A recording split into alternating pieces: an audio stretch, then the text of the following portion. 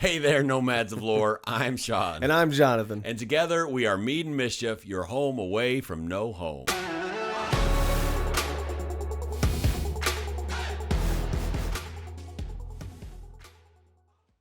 In this episode of We Definitely Still Don't Know What We're Doing, just like last time, we're going to be talking about episode 7 of season 2 from the Wheel of Time. We're going to be reviewing it. We're going to be talking, we're going to be talking about all our thoughts. We're going to kind of, it's likely to be a little bit different. We're going to have a portion at the beginning where we're going to talk about general thoughts with show-only spoilers. And then because of the episode and where we are in the season and thinking about the next one, we're going to have a good chunk of this particular one be a discussion with its full book spoilers or full-ish book spoilers. And so let's get started. What did you think about this episode overall? What are your general show-only thoughts? My thoughts were pretty mixed on this episode.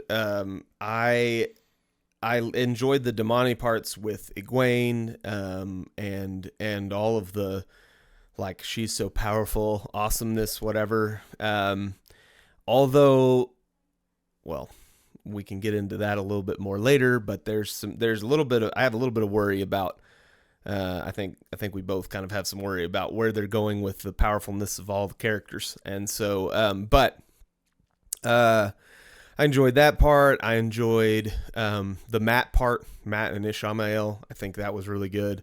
I think overall it was probably, it wasn't my least favorite episode. I would have to say earlier on in the season was least favorite, but it's one of the weaker ones in the last little bit.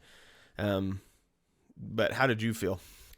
So We're already in slight disagreement because I think this is far and away the worst episode of this season. I think we've and there's a handful, and I can get into more specifics as we talk about with unbridled discussion in a minute. Yeah. But I think even looking at it as just without book spoilers, I think the pacing. We went back to season 1 pacing.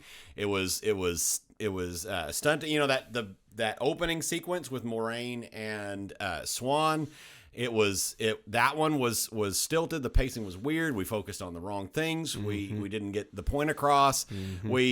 We added a whole bunch in this stuff, and we can get even more specific in a bit. But we added they added they started the ball rolling on some dramas. You know, some people have accused. I think it's a dumb take overall, but some people have accused this show as being kind of a CW show, basically overly dramatic and whatever else. And I think that's a dumb take as a whole. Like, I don't agree with that take, but this episode had some very much, let's just spicy the drama just for drama's sake. Yeah.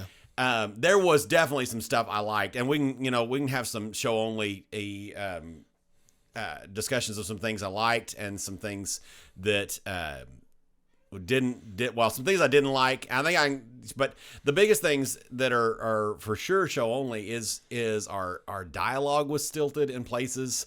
We've got Rand still talking to Lanfear and being like, can you help me, Lanfear? You know, nobody does that. Nobody's like, Jonathan, we gotta go. Jonathan, come over and whatever. You know, nobody does that. Nobody refers to people when they're talking. You know, and so we had some funky dialogue things and whatever else. We had some really solid stuff. I don't know what you're talking about with the power levels. That'll be a fun conversation, I'm sure, in a minute. But there was some really good stuff. I thought the scene with Giato was really good. I thought that was really well. And that was really solid. I think there was some fun stuff. I agree with the Egwene stuff. I think the stuff with Egwene was really good. We got very little in this episode, but I liked what we got. And so I think overall, I thought this was a major regression in the season. I thought we went, because like we've made the point repeatedly that this season is, this season has been solid. Yeah. And there's just been strong. Even in, even in like some of the stuff that I was really irritated about was more like the stuff I was really irritated about was just Loyal and Uno showing back up, like magically, without consequences, without explanation, without anything. But even that was more of an issue with like mistakes they made in the first season, right? Yeah. And so, but this one, it just felt off compared to the rest of the season. It felt like, and it was partially just set up, but I've been a little bit, in thinking about this, I've been a little bit afraid to kind of say some of my opinions. And so I've actually watched a bunch of other people's reactions and whatever else to kind of sanity check myself, because in season 1 there was this big sort of almost a divide, right? There were the people that liked the show, and whatever else, and people that hated and the show. People that thought the show was a hate you letter to Robert Jordan and whatever else, and and there's this like this split camp thing, and I was a little bit, we've been mostly on the side of we like it, with some strong opinions on some negatives, some stupidness, and we've been clear about that, on almost every review or whatever. But we were kind of a lot of the people that comment on our videos are people that are liking the show, and so I was a little bit afraid to come out and say that I really didn't like a lot of the stuff in this episode. And I think it's and from seeing other reviews, I think some other people are trying to give Rafe and people benefit the doubt on some stuff and whatever else, and I've pretty much decided that I'm not going to do that on this episode, and we've been honest the whole time and tried to be honest, and whatever else, but it anyway, without spending too much time on that rabbit hole, I've got some harsh criticisms on this episode, and I'm not going to corrupt them. I'm not going to taint them with I'm not going to water them down. No, that's okay. And so anyway, I think everybody else will appreciate that too. Yeah. So that's where we are with this. There are some things I really like. So let's get into some specifics and all of that. Which plot line, plot thread was your favorite this episode? What are you really liking? Either the Avienda or the Matt, probably, after remembering some of the Avienda stuff was really good. I mean, it's very short. We didn't get a whole lot of it, but the Giotto stuff and all of that was really, like, I don't think people that are watching the show will understand the importance or the I mean, I guess they will. They won't know what it means yet. Yeah. And that's fine. That's the way a lot of that happens in the book. And and as many of our commenters have pointed out, there with varying things, like somebody was responding to our response about them not knowing about the Ajas or whatever, and was saying that, at this point in the books, we really didn't know much about that. And so, there's kind of give and take on all the things. But anyway, the Avienda stuff. Yeah, so the Avienda stuff. And then the Matt thing, I enjoyed. I thought it was really funny that that Matt was so there's so many people that are so trusting of the bad guys in this episode. It was a little bit like, what are we doing at the end with Moiraine, like, and all of them just kind of following Lanfear into an Ogier portal. I mean, it was just weird, but Matt drinking the tea and seeing his father and himself and all the repercussions of that, I thought was really good. We should make sure and have a PSA. Don't do drugs, kids. If a strange older man offers you magical tea after 15 minutes, not a minute more, and not 2 cups, just one. Don't do it. don't do the thing. Yeah. So anyway, that sequence was pretty good, and it. I mean, obviously they had to give Matt something to do, but I feel like we actually moved forward with his character a little bit, where we didn't really move forward with, like last time we talked about character development was huge. Mm-hmm. I don't feel like we had much character development at all. One big negative that pissed me off more than most everything else was the Rand being like completely helpless. I know he didn't know a lot about his powers at this point, but he knows nothing about his powers. Yeah, but it was just like I don't know. He was shielded the entire time, and then he goes and begs for Lanfear to help, and then I think some of that is set up for later. Honestly, I do. I didn't love it either, and I actually disliked Swan's part of it, and we'll get more specific on that here in a bit. But I didn't like Swan's side of that more than not liking Rand's side of it. Well, like I think Rand being helpless was kind of more set up. I thought it was unbelievably stupid that Moraine's gonna be like, oh yeah, male channeler knows nothing. Absolutely nothing. Scary, powerful. Stab me in the chest. Stab me right here. Yeah, that was a little. That was scary.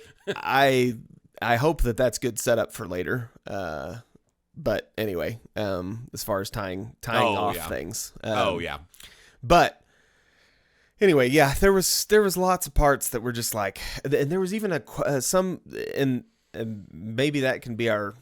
I don't know. Do you have anything that's... I feel like I don't have a lot. I keep going to, we could talk about this in my head. And I'm like, oh, wait, that's book stuff. And right. That's going to require book stuff. And so I do like... So one plot line that this is kind of book spoiler...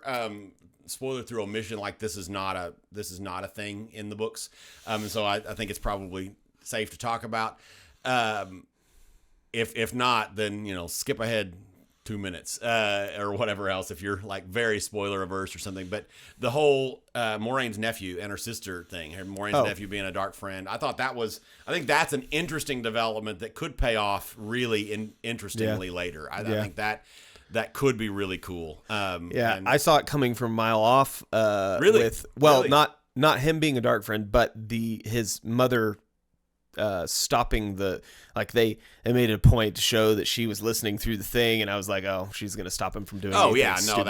It was like, that was definitely but I do agree. I don't think they were trying to hide that. I think that was more of a Jordan hiding of things, like this is a mystery, kind of thing. But, so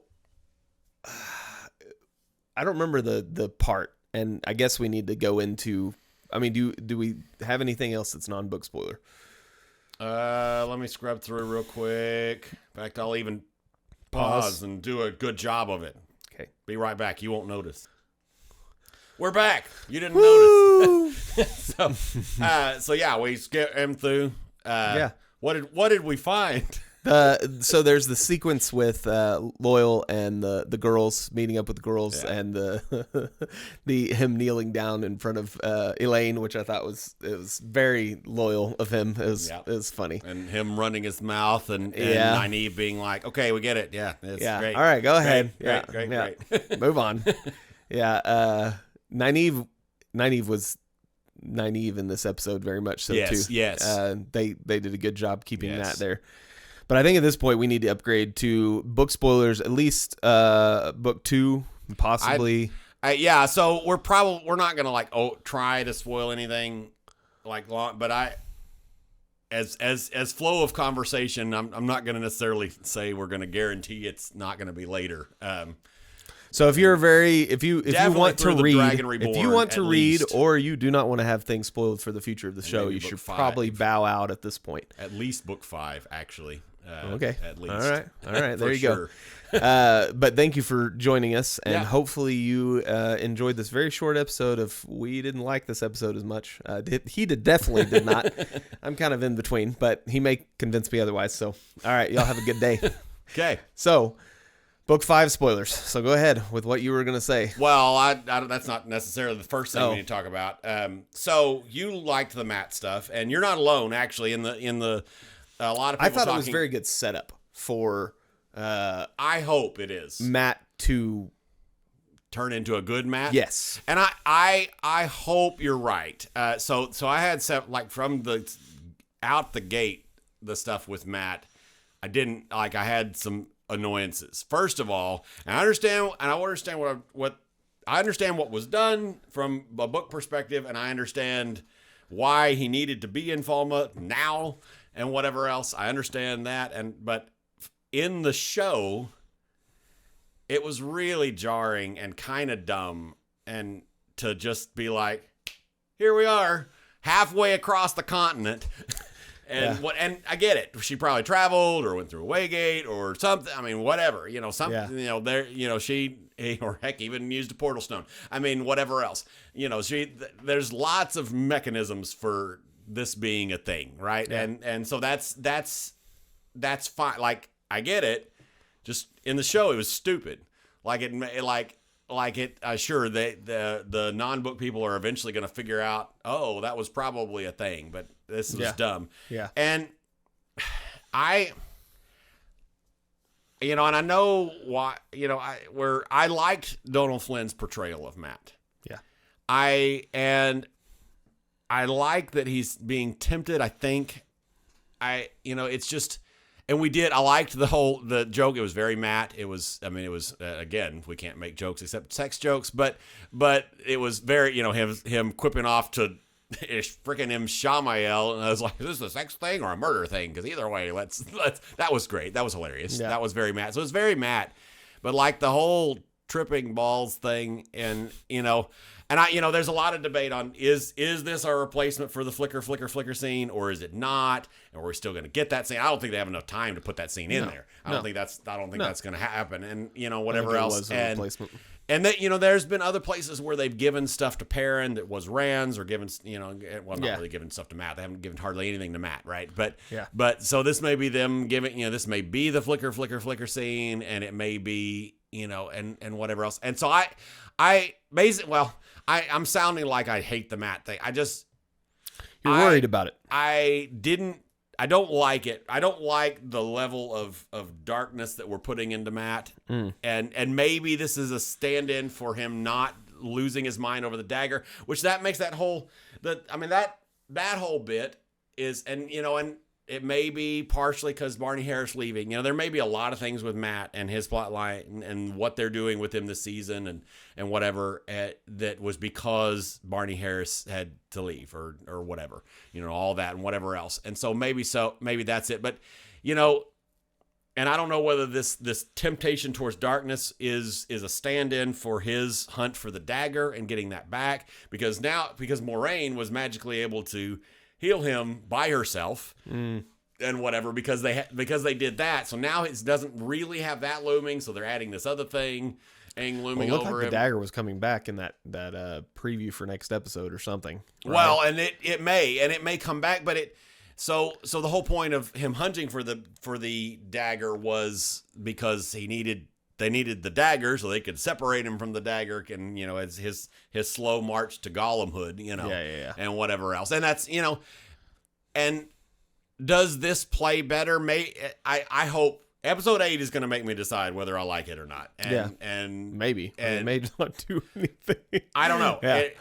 And I mean, if it doesn't, I mean, if episode 8 doesn't fix Matt right now, then I'm not going to quit the show, but that's going to be really frustrating.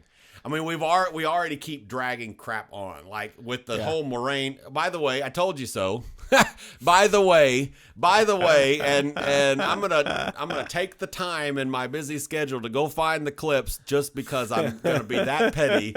All of you so people prepare the clips of Shawn being correct in 3, 2, 1. What do you feel about her being stilled?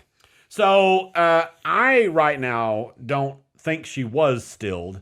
Hashtag shielded. Hashtag shielded. All right, stealing Daniel Green's shtick again. Don't let the hair fool you. That's still me. I did still call it, and I did tell you so. This doesn't count as an hour-long solo video, but this counts as a solo video. I forgot that I said I was going to make a solo video back a year ago. So, yeah, I told you so. Hashtag shielded. Okay, we're back. Yeah. And all of y'all in the comments who disagree, because nobody agreed with me. Nobody thought Moiraine was actually shielded. I said it. I I'm pretty sure I was one of the first people on YouTube to say it. I'm just saying. Ooh, I would have to go. Look at the timings of some of those things. But Yeah. I was at least one of the first, if not the first ever. I think from what I could tell on looking at reactions, I think some other people had come around to my side without me knowing about it. But but I said it. Yeah. Anyway, so she was shielded, but that whole stupid plot line dragged on for frickin' ever. And so as another person commented, I'm glad that's over. I'm glad we're done with that stupid plot line. Well, of Moiraine and it's this being weird shielded still, whatever well, the heck is it's like happening. it almost mirrored the whole who is the Dragon Reborn thing in the beginning with the is she shielded or not. Well, it's like, why don't we tell what's happening with the character? And then maybe it takes a little while to fix the problem, but I don't know why we had the problem in the first. Well, no, I do. At this point, at the end of episode 7, I know exactly why we did the stupid thing. It's because they wanted to build up stupid drama with her and Swan and whatever else, and which Lan, I have. And Lan, exactly. And they wanted Lan to have something to do. Yeah, they wanted to have something, so they let him mope. Yes. Good job. Good frickin' job. Good Lord. I do have a hope, and I'll bring this up. I have a theory right now that I have not heard anybody else say. Nobody, including like big minds out there like Daniel Green. I'd say big mind. I mean, he's a disheveled goblin, right? But people that are more steeped in Wheel of Time knowledge than me. I do have a theory about this that I don't think anybody else has talked about, and I think it's a decent one. Usually my half-baked theories are like, okay, yeah, this is probably stupid, but not hashtag shielded. All right. But anyway, so stick around to the end because I've got a theory that I like a lot, and we'll see. Hopefully it pays off. But yeah, so what you were saying when we paused our recording briefly that there were several things that you had. Okay, that so were book the spoiler. thing that pissed me off, probably the most out of the whole episode, is this like. I mean, we've talked about it before, the feminism thing that we've got going on in the show that, we have to have the girls do things and whatever. Okay, fine. And a commenter actually made the point, like, she was so excited that they were... Who are you talking about? Well, I'm just talking about the girls and the guys, the okay, five. Okay, the five. Gotcha. That they were, what is it called? That they've got the weave is around them. Taviran, yeah. She was excited that they were Taviran, and I'm fine with that. It's true in the books. There's a lot of parts where the wheel seemed to weave its way around the girls, and I'm okay with that.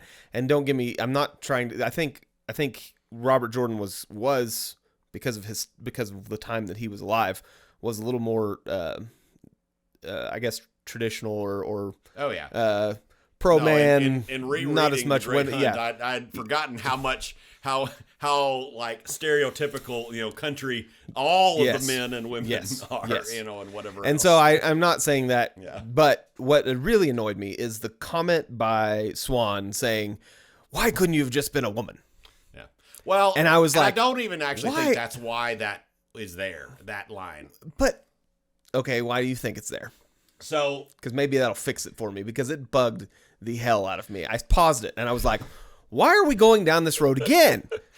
We figured out who the Dragon Reborn was finally on episode 8 last time, and now we're like, well, we wish we would have had a girl. Shut up and let's move on. Well, I don't think that's why that line was there. I think that line was there because it's true. In Robert Jordan's world, it would have been easier for the Aes Sedai if the Dragon Reborn was a girl, because then they wouldn't have to deal with the corruption and whatever else. We just have this, and their idea of what, we're full book spoilers. Their idea of the fight with the Dark One is physical fight, most powerful channeler.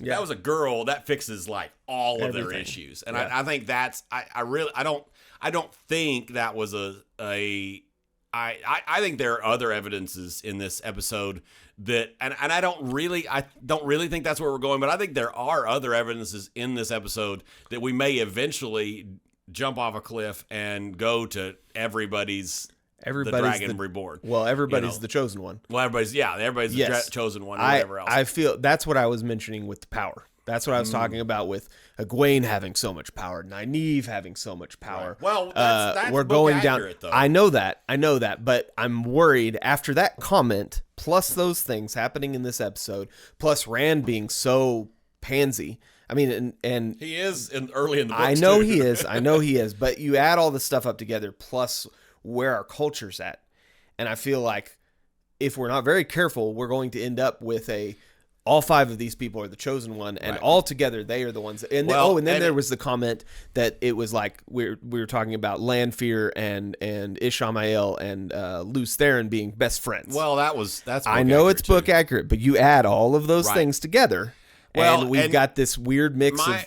My hope is with that stuff, and I was the one that said it first in this basement discussion session that there are hints that we might eventually go into a stupid place, but it's my hope that they're trying to play up the idea that this whole idea of are the good people really good, are the bad people really bad, who is and whatever else, and what is good in this universe and whatever else, and I hope that that's ultimately where we're going, But like I said in the last, episode, and I've said before, the very fact that we thought it was a good idea to say that everybody's Ta'veren is a red flag, and not because, like you and I both said, you just now said it, that's actually fine. That actually works narratively. Yeah. Like that's the girls being Ta'veren. I'm not against that. That's great. Yeah.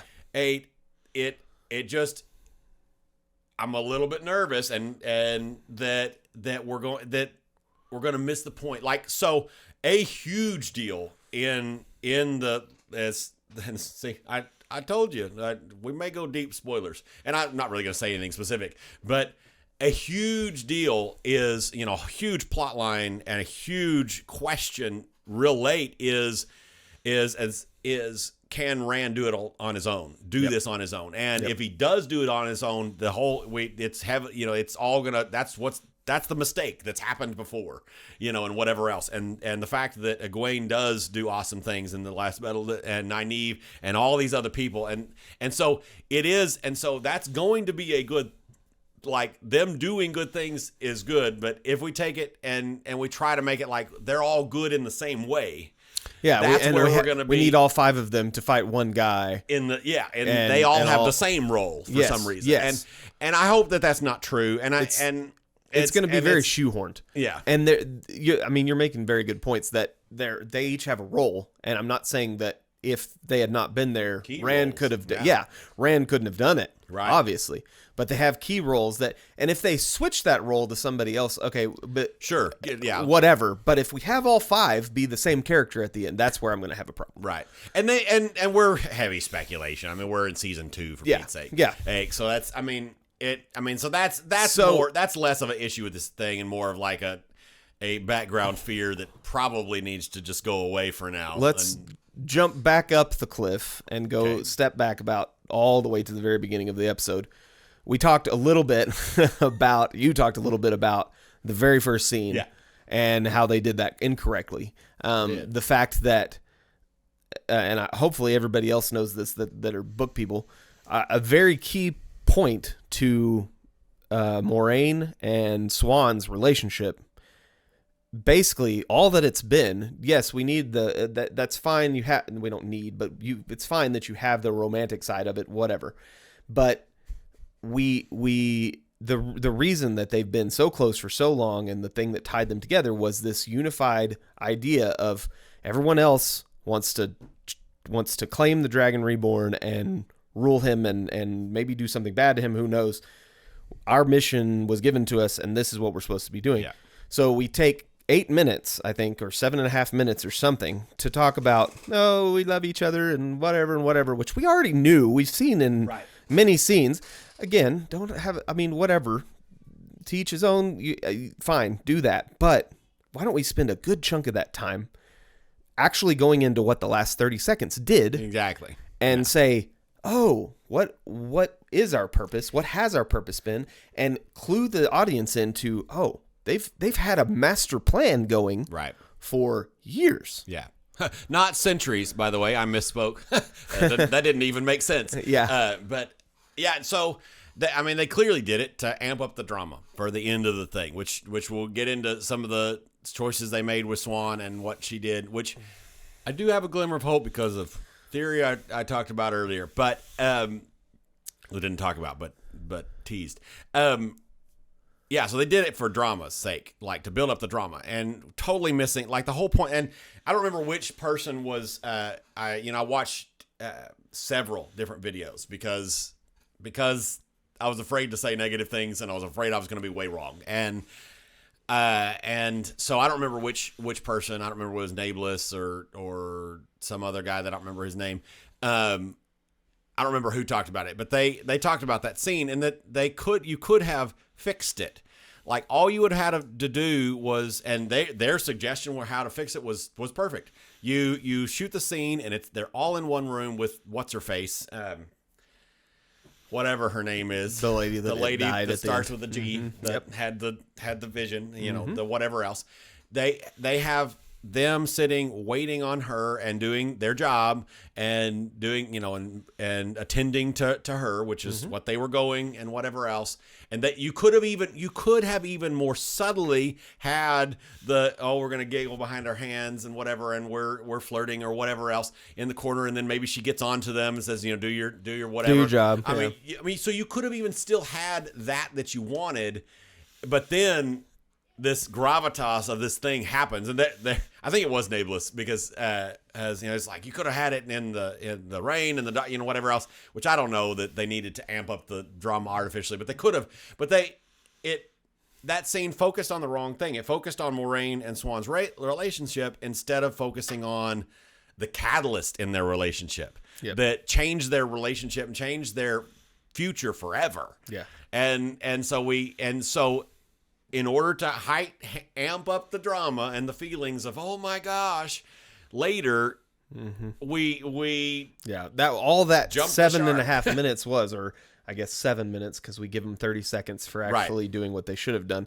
7 minutes was for later in the episode, which was one of my least favorite parts of the episode, which was Siuan doing her face for 45 seconds or maybe a couple minutes. He doesn't like it when stuff happens on screen that he doesn't see a point to. I actually see a point to that. We'll talk about that in a bit. let's have I just fine if there's something that comes of that, great, but it was still like so sappy. Yeah. I was like, "Oh my lord." Like I feel like that is, I don't know who said the CW thing, but that's like exactly how I felt about that specific moment.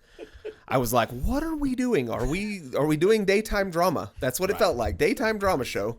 You keep breaking your mic. I need to turn my camera on just to air. You don't watch while I have a meltdown over here. See what happens when I don't like an episode as much? Yeah. It's just like karma. I'm sorry, Rafe. I won't say anything bad. I'm sorry. No, it's more like, I'm sorry, Jeff. I'm sorry, Bezos. Yes. I won't say anything bad again. Oh, Lord. Rings of power. Our check is coming in for this season. Yeah, exactly. Anyway, so what is your well, do you have something else to talk about in specific that we can talk about before you talk about your future idea? So the two things, there's two more things that I didn't like. And one of them, there's something that I did like, by the way. I loved Lan actually being Lan for the first time in forever and mentoring Rand. And yes. And I roll my eyes. I didn't, a commenter actually called this before, and I was like, that person's right. I don't remember what their name was, but they made the point about the Rand learning sword skills and whatever else.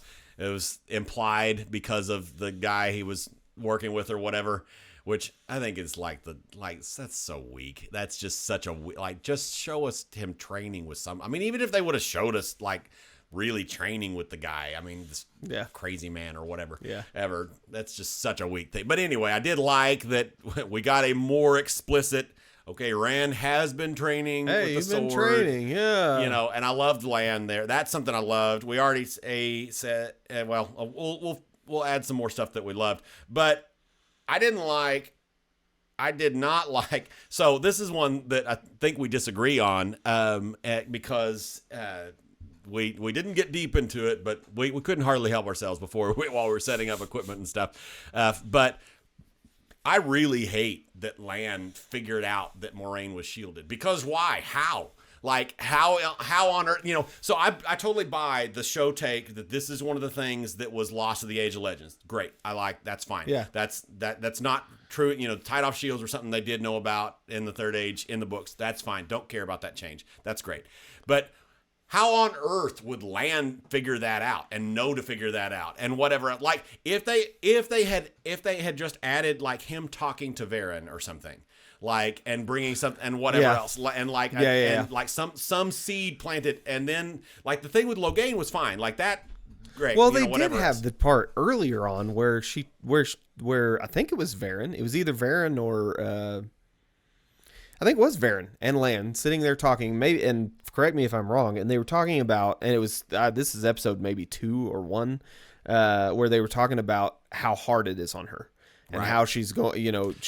Well, yeah, but she's gone down a dark path and whatever. How would that clue him into that? Oh, she might not be stilled. Well, he came to her and he asked, "Have you had thoughts of suicide?" Well, and I didn't take that as that at all. I thought that was just him checking up on her and trying to push through the. That was exactly what it was. Was his like it was like, okay, let's see, because she hasn't done it so far. She's had this mission. Let me see if she's going. When he realized that she hadn't tried to commit suicide, it was like, okay, I've looked into this. And now, how did he know to look into this? I mean, Lan is not a scholar. No. Like, that is zero. And what I think would have been better is, like you said, either him talking to Varen and pushing on that a little bit, or Moiraine figuring it out. Some offhanded comment, something. Yes, or her saying something. I don't mind him being the one to bring it to her. It's just like, how on earth is... I mean, Lan... Lan's a great character, but he ain't no scholar. Yeah. Like... Yeah. And I think... also, another thing I'm loving, Varen.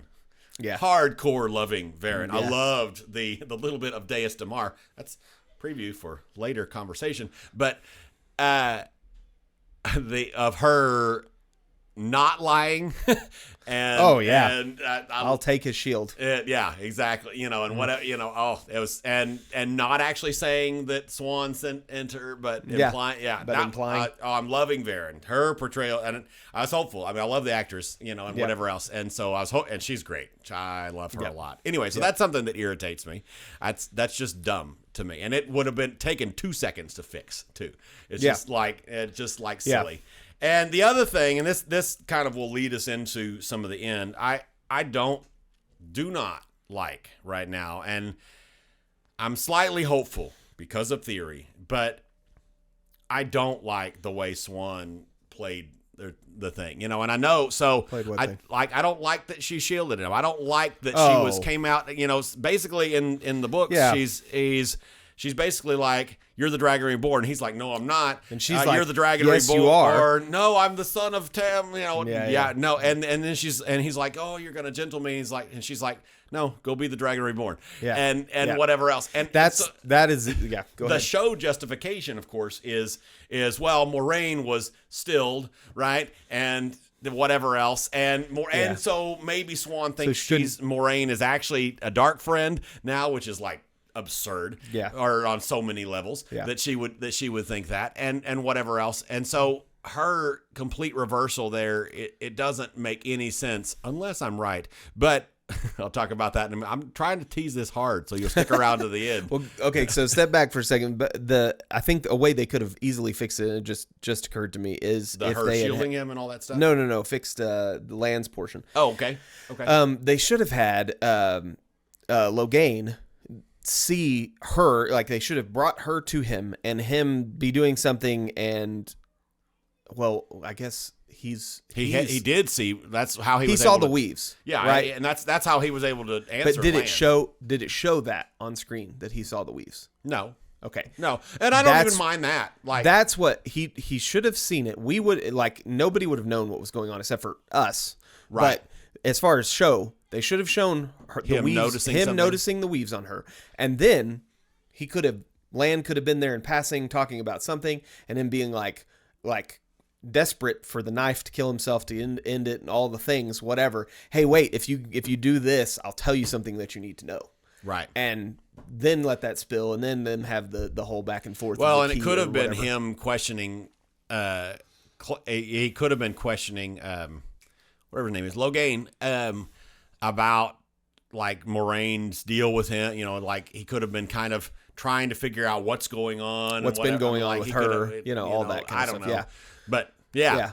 So CW drama with Swan, and what are your thoughts about all of that stuff? So I know you didn't like her staring off into space. I totally agree with what you're saying about it. She was like one of Rand's, like, basically Rand had a few characters in his journey that were, no, this is who you are, because the whole journey through the books is, I don't want to be this Dragon Reborn. This is terrible. It's going to end terrible. I'm going to kill everybody, or I'm going to end up mad, or everybody's going to die and the world's going to end, or whatever. And so there were a few characters that are key bedrock characters, like I talk about Min in a couple episodes ago, later in the show, later in the show,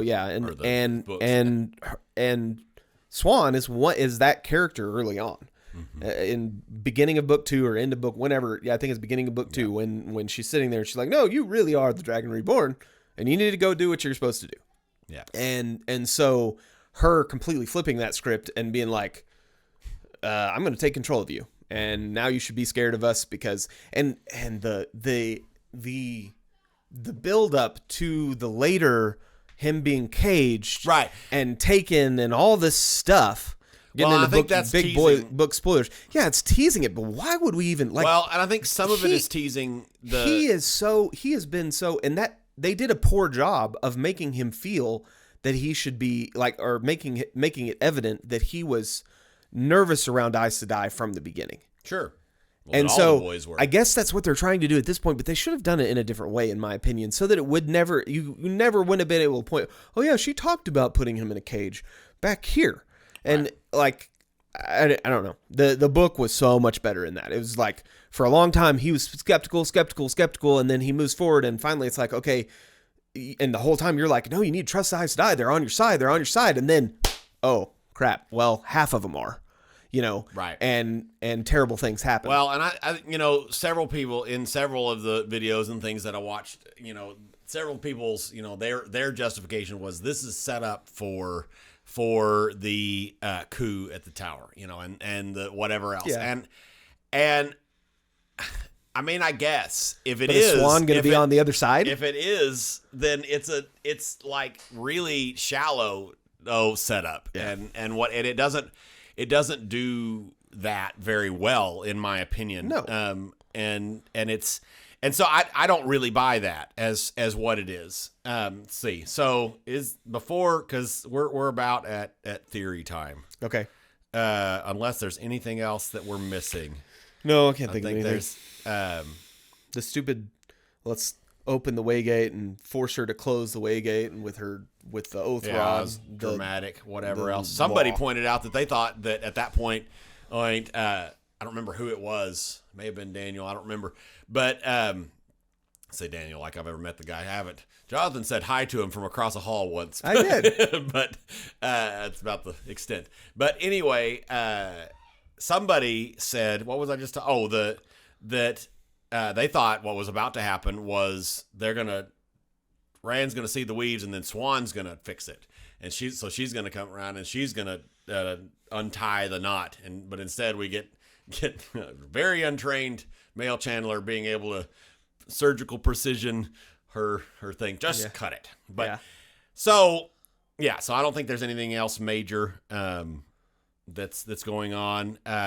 So here's the theory. Here we go. Okay. You ready? Yes. So ready. The title of this episode is Dae'Mar. Mm-hmm. Much has been said about that, and much has been said about that in other reviews and other things, and I agree with them that there wasn't much of any Dae'Mar in this episode. Mm-hmm. Like, there was maybe a tiny bit. You could make a case for, or the whole thing with the nephew and his mother and Leandrin kind of playing the game of houses, right, and doing some of that. But that's about it.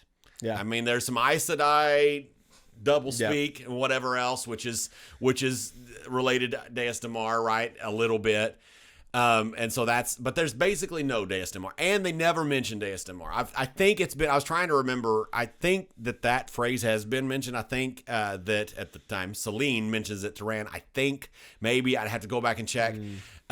Maybe, but like her saying that it's the game of houses in passing and whatever. So the title of the episode is Dae'Mar. We don't really get any Dae'Mar to speak of, and excuse me, and non-book readers, even if it's been mentioned once or twice, maybe, and I'm not even sure that that's true, but non-book readers they're not going to connect the title. It was never mentioned in the episode ever once. And so my theory is this. My theory is that title is specifically for book readers. And that title is signaling to book readers that nothing, that many things in this episode are not what they seem, and they are not, and they are not. And so my theory right now, until proven otherwise, with the whole Swan and Moiraine thing, is it was all on purpose, and it was all a setup to try to get Rand to go where they needed him to go. I think Lanfear was a complication. I think that what they didn't expect. They didn't expect Rand to ask Lanfear to help. Oh, that's another thing we didn't talk about is Lanfear's triumphant, giddy walk, blowing up the town instead of just like traveling and snatching and whatever else. Yeah. It made her.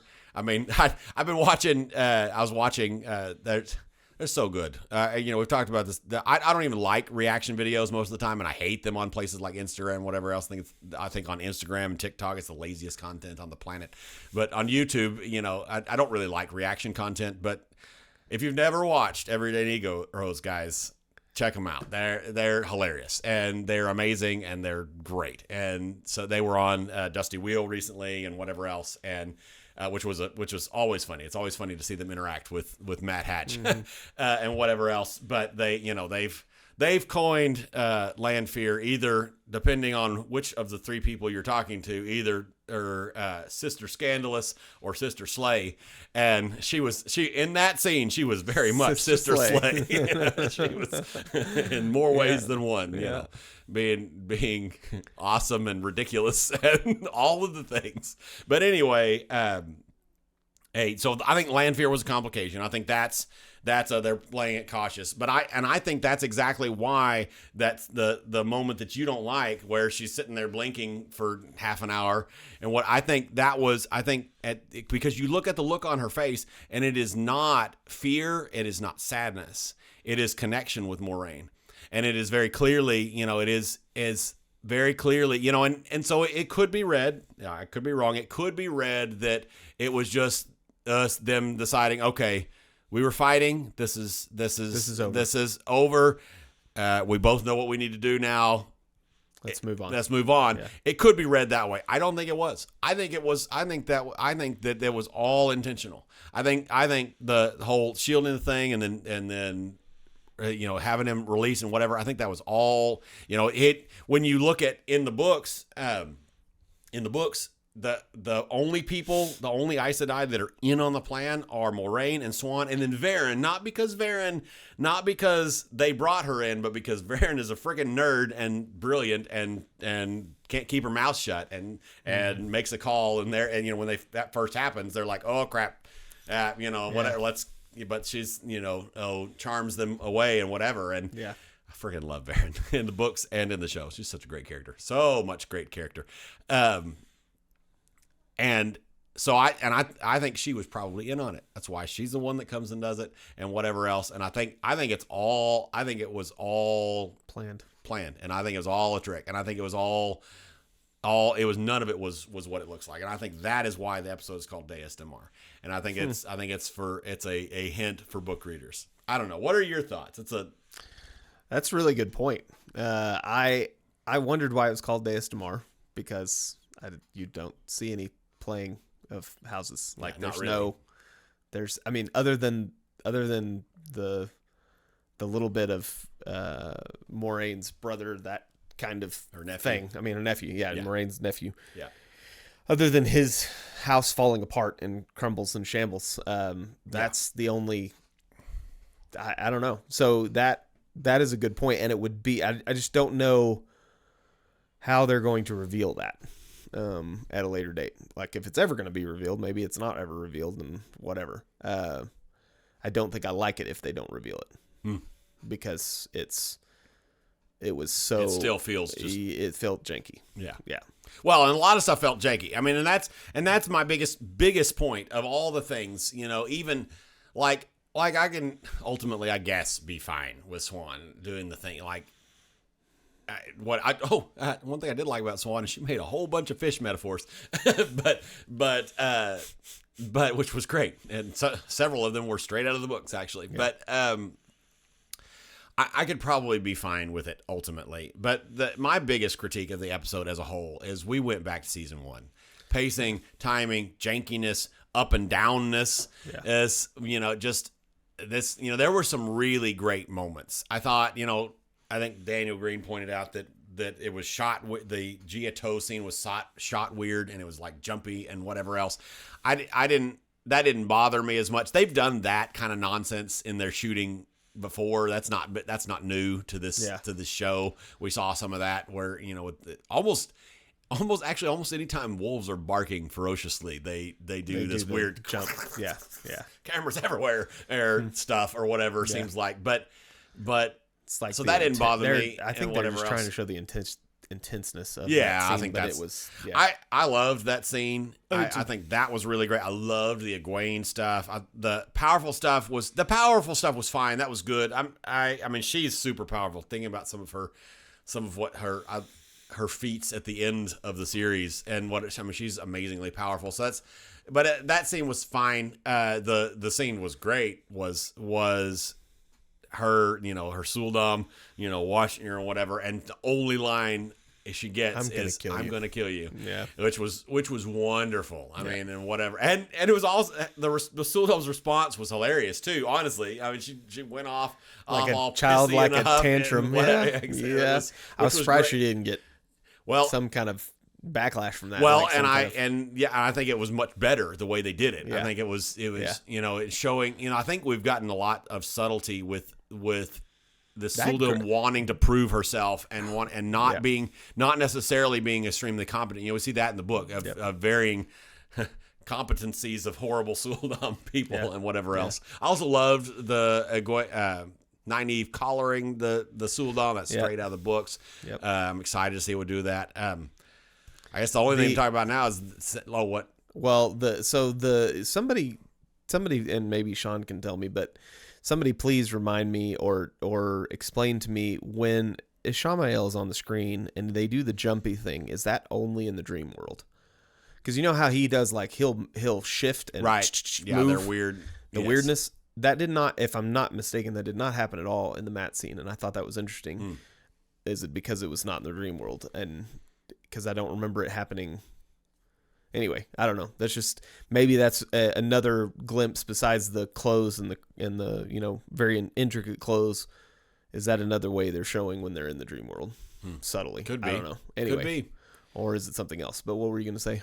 What was the last thing? Just that I'm hopeful for the last episode, but it's going to be a little bit scary because they've got a ton of stuff. If you've made it this far, I'm worried that we're going to repeat last season, not in the same way, but and have a terrible not terrible CG, but just in this is a terrible last episode because I feel like we have way too much stuff to cover, way too many open things, and obviously we've got lots of seasons to go. But there's so much that has to be assuming this is going to end where it's going to end. I feel like we're going to rush through things and be very sad because we do all this build up to do one episode of what, and anyway, so we'll see. Hopefully I'm wrong. On the preview for that episode, it's really bright. Wasn't all of the stuff like kind of at night in Falma? Am I remembering that right? Like looks super bright and it looks weird. Like actually, Daniel Green has pointed that out several times. That's never bothered me too much about the color grading of the show and whatever. That's never really bothered me, but that from the preview, it's like this looks weird. This looks strange, like overly bright and whatever else. And I don't know. We'll see. So this next episode has got to accomplish a lot. Yes. And we shall see. Yeah. Somebody pointed something out that I should throw out to you, because if they do it, you having thought about it before it happens might soften the blow, because I don't think you'll like it. Somebody was pointing out that what they may do with the battle in the sky is, instead of doing the projector on the clouds, the battle in the sky might be on the top of that giant tower or whatever, which I could see that happening, or whatever else, which I think it would be hard to do it like it is in the books and not be excessively janky, and whatever else. So I don't know I don't know whether that'll happen or not, but we'll see. I think that's probably it for this episode. Yeah.